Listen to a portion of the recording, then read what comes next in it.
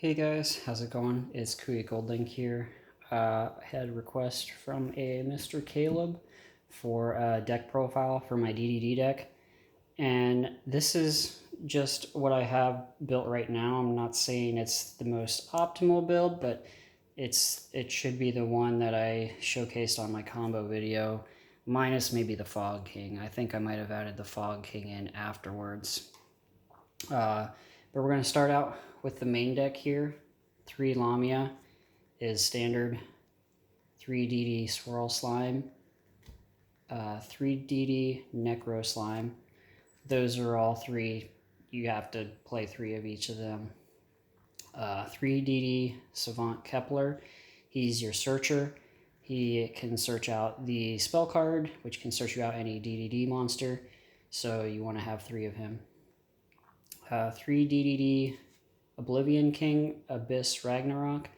You use his scale effect to special summon a DDD from grave when one is special summoned to the field, and you take 1,000 life points damage, or when he's normal or special summoned, he can also special summon a DDD from the grave.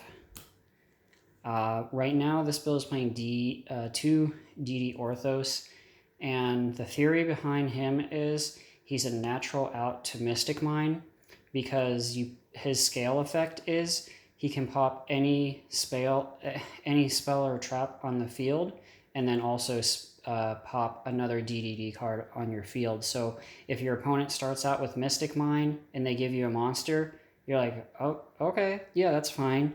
You can just play a DDD card and use its effect to add, and then after you're done with its effect, play this, pop the Mystic Mine, pop your spell, and then you get an extra free monster from them, which is kind of why I like this this being in there, because it's a natural out to that. It's also a natural out to Floodgates, which can sometimes be problematic.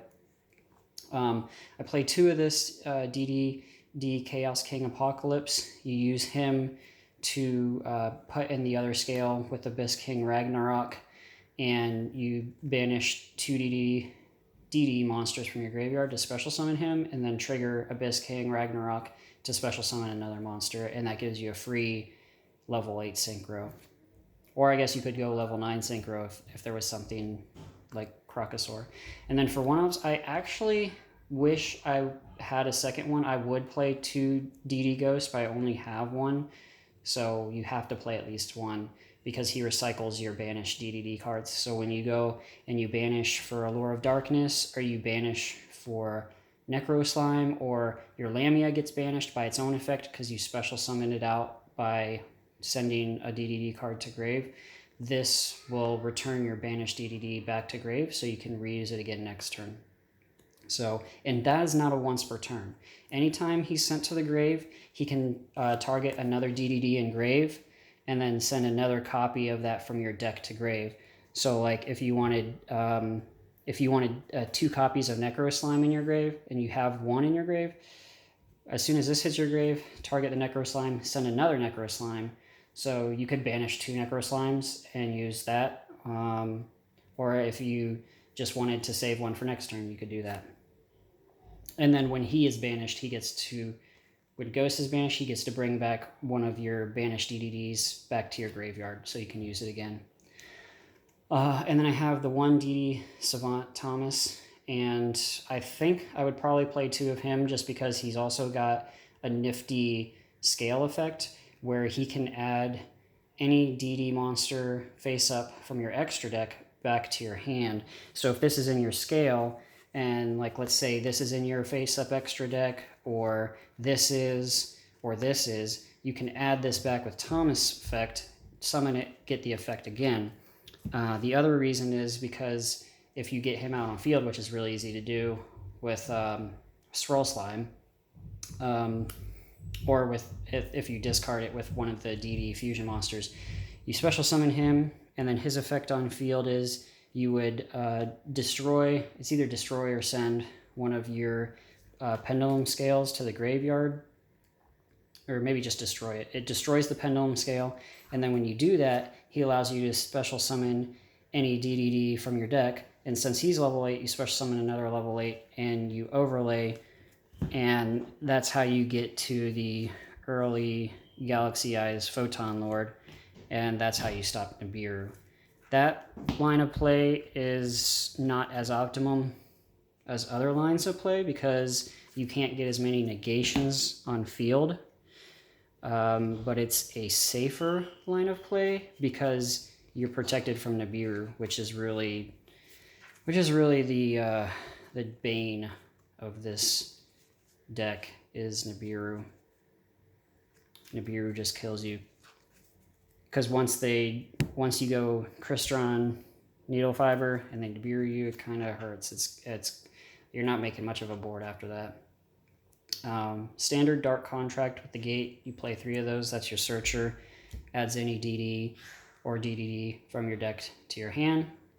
Now this is just my choice. You don't have to play 3. You don't even have to play 1.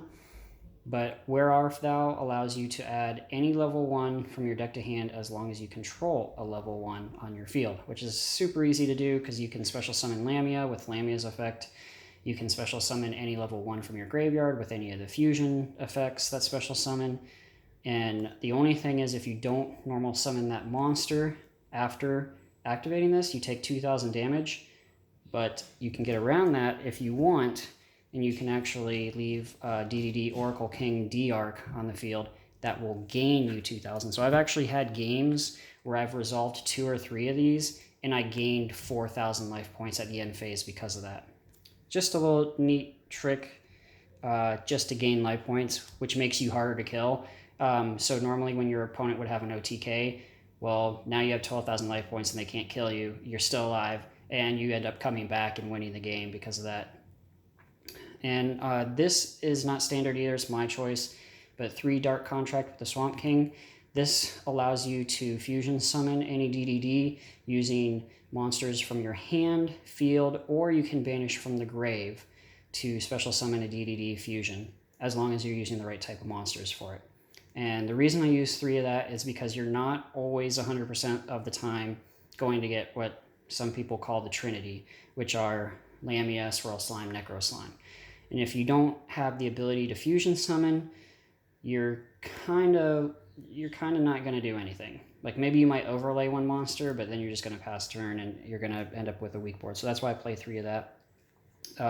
This is also my choice, but I started playing 3 Drag Down into the grave because, like I said earlier, Nibiru just wrecks this deck.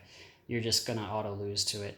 So what Drag Down does is you and your opponent show your hand to each other, you both pick 1 card, send it to the grave, and then you both draw 1 card. So going turn 1, you don't want to get Nibiru'd, play this, take their Nibiru out of their hand, okay? And unless they draw into another Nibiru, which is pretty unlikely, I mean it can happen, but it's pretty unlikely, you're safe from Nibiru for the rest of the turn, you can combo off, and only have to worry about 1 hand trap, maybe like an Ash or a DD Crow or something, but it's not a big deal. So that's why I started playing 3 of these, because the only other out that it has, other than like Photon Lord, before you get to the 5 summon Nibiru Rock, is Fog King, and I'll talk about him later. And then 3 Allure, pretty obvious, all your monsters are dark, so you're just gonna banish 1, and then DD Ghost can bring it back with its effect later on. And 3 Pot of Desires, I think I actually had this at 2 because I was playing Pot of Desires and then drawing into Pot of Desires, which you never want to do because that's drawing dead. So I actually recommend playing 2 Pot of Desires and not 3. And then to round off the one-offs for the rest of the deck, Fog King, obviously for Nibiru. It does make it harder to get really big boards because you're wasting your normal summon on him. But sometimes it doesn't matter because you already have the Trinity, so to speak, the Swirl Slime, Necro Slime, Lamia, and you can just special summon everything. And this stops Nibiru, so your board is protected and you're good to go. One of Armageddon Knight, and reasoning with him is you can send whatever piece that you don't have or that you want to the grave. So you could send Lamia to the grave if you need it and you don't have access to it. Monster Reborn, obvious. Reborn any of your DDDs, trigger a fusion monster and go off even more. 1 for 1 is you're mainly going to use that to special summon the Savant Kepler. And the reason for that is because you can get his effect even when he's special summoned. So you discard a monster, special summon him, and then you add any of the contract spells to your hand, and then you add another DDD. You can also use it to special summon Necro Slime or Lamia if you need one of those. Foolish Burial, same thing. You want to get the monsters engraved that you might be missing. Card Destruction has several. It's a multi-purpose card because not only does it allow you to get the pieces engraved that you want to be engraved, like Necro Slime, but if you're fearing Nibiru and you're like, I'm pretty sure my opponent has Nibiru, just play Card Destruction and they get rid of their Nibiru, and then they have to draw into another Nibiru, which is difficult. It maybe happened once, but again, it allows you to draw more cards so you can draw into Drag Down, so then you can see their hand and get rid of Nibiru. Real quick before I go through this, I don't have Crystron Needle Fiber, so this is kind of I was playtesting with him going into a level 7, but really the Clearwing Synchro Dragon is just there to be Needle Fiber, okay? I don't own Needle Fiber, I either use like a dice or a coin, and that's my proxy. And you can hate me for that, I don't care. Standard, you're going to play 1 DDD Gus King Alexander, level 7 Synchro, and he brings back a DDD from Grave when you normal or special summon a DDD or a DD monster. 1, this is standard as well. Let me get this one focused. 1 DDD Curse King Siegfried, level 8 Synchro. He is a spell or trap negation on either player's turn. And of course, standard, 1 Crystal Wing Synchro Dragon. You're going to play 1 of him. He's easy to get into with your Gus King Alexander, and then you got your easy monster negation. And then this is a package, Formula Synchron Satellite Warrior. If you watch any of my combo videos, you'll see you go Crystron Needle Fiber, and then you use the special summon to bring out Lamia. You leave Needle Fiber on the field. On your opponent's turn, you use Needle Fiber's effect when you get to an optimum point where you can pop 3, because that's what you're going to do. You're going to use Needle Fiber, you're going to special summon the Formula Synchron, you're going to draw 1, and then you're going to use that effect, and you're going to either synchro that and the King Siegfried or the Crystal Wing Synchro Dragon, because that's 10. And then when you do, you get Satellite Warrior, and then when Satellite Warrior comes out, at that point, you're going to have 3 Synchros engraved. You can pop 3 cards on the field, and then he gains attack for every card popped. So if you pop 3, that's 5,500 attack. And normally, after you've negated 1 or 2 cards and you pop 3 cards, they normally don't have anything else, and they'll just either scoop or they'll pass back to you, and you'll OTK next turn. You can play 3 of him. Right now I'm just playing 2, but you do need at least minimum 1 Flame King Genghis, and he is the standard first turn fusion play that you go into. He special summons any DD from Grave when you special summon a DD to the field. And he's where you start synchro climbing into the level 7, and then the level 8, and then Crystron Needle Fiber, and then Formula Synchron, and then Satellite Warrior. I play 2 DDD Oracle King D-Arc. You can play 1. The reason I play 2 is because I do the shenanigans with the 1 Where Art Thou? Sorry, not 1 for 1. With Where Art Thou, where you can end your board with this after using Where Art Thou and gain 2,000 life points. Or 4,000 if you played 2. Or 6,000 if you played 3. Which is kind of unlikely, but it could happen. You don't have to play this guy, I guess, but I play 1 of him. Sorry, let me get that in focus. DDD Flame High King Genghis, and to fusion summon this, you just need a level 5 or higher DD monster and another DD monster. He is a spell or trap negation only on your turn. So when it goes to your opponent's turn and they start playing spells and traps, you can't negate with him, but on your turn, if you're playing against something where you fear their back row, he will negate any of their back row or spell or traps on your turn. So it's important to know that, and that is a once per turn. And then I play the one of DDD Wave High King Caesar. He takes 2 level 6 Fiend monsters, and basically he can negate any special summon of a monster, whether it's the monster special summon, a spell, or a trap special summon. And that's not a hard once per turn, and he gets 2 materials. So twice per turn, you can negate a monster special summon. It can negate Monster Reborn, it can negate Nibiru, any inherent special summon from a monster effect, I should say, not an inherent summon. I believe it has to be a monster effect. Spell or trap or monster effect, yeah, that includes the effect that special summons a monster. Detach material, negate the summon, or summons, quick effect. So he would also, so it has to be a monster effect, not inherent summons like Blackluster Soldier that come out on their own.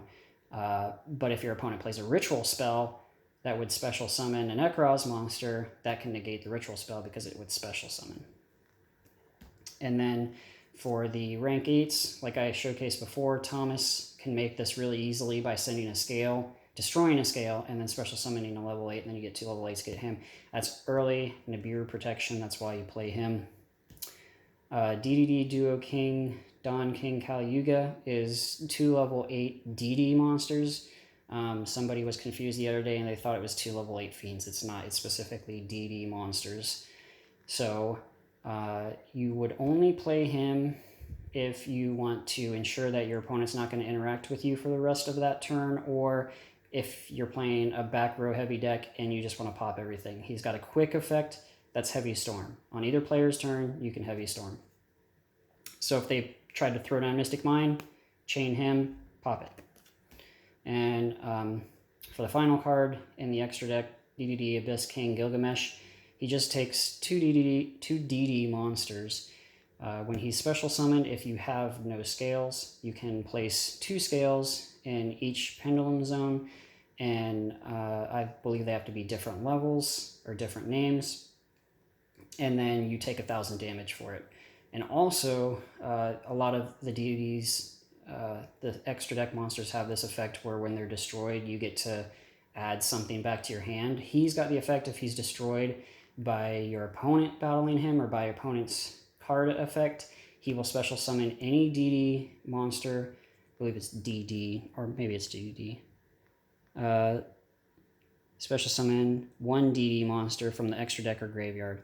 So basically, anything from your extra deck. So if you haven't already, or even if you have already used King Siegfried, and let's say you synchroed him off for the Satellite Warrior, well, then he's in your grave, and you can bring him back, and you get another spell or trap negate. He might come back in defense, I can't remember. But you can bring back anything. You could bring back this guy if you wanted a spell or trap negate. You could bring back this guy. You could bring him out just for the heavy attack. I mean, he's 3,000 defense. That also includes any of your main deck DD monsters, so you can special summon any of these guys from your graveyard as well, which typically you're not going to do. Typically, when you get that effect off and you special summon something, 9 times out of 10, you're going to go with Siegfried because you want to get that spell or trap negate. You might sometimes go with Flame King Genghis because you just want to have the ability to special summon from grave again. And then he's also another one where if he's destroyed by opponent's card effect, and then you can target a Dark Contract in your graveyard and add it to your hand. So that allows you to recycle those cards. This deck doesn't have a side deck. It's just the main and extra deck. I can show you a typical side deck that has typical cards that every single deck would use, like Evenly Matched and Dark Ruler No More and Nibiru. Yes, all the standard stuff. It would be in my side deck. The side deck, no matter what you're playing, is going to be stuff This is a new addition, the Ghost Reaper for the Dragoon. But this isn't my Necroz deck. My Necroz deck has all that stuff that I was telling you guys about. If you want to see a side deck, let me know in the comments down below. I can do that. Because I did this entire video for this Mr. Caleb guy. And if you have any suggestions for the deck, I am aware that there's a new jump promo out that makes it so that your opponent cannot use any effects from the hand for the remainder of the turn when you tribute one of your monsters. I don't have that card. It's like a $18 card right now, but maybe I'll get it in the future, or maybe I'll try it out online. But that's all I have. You guys remember to like, comment, and subscribe, and I am out.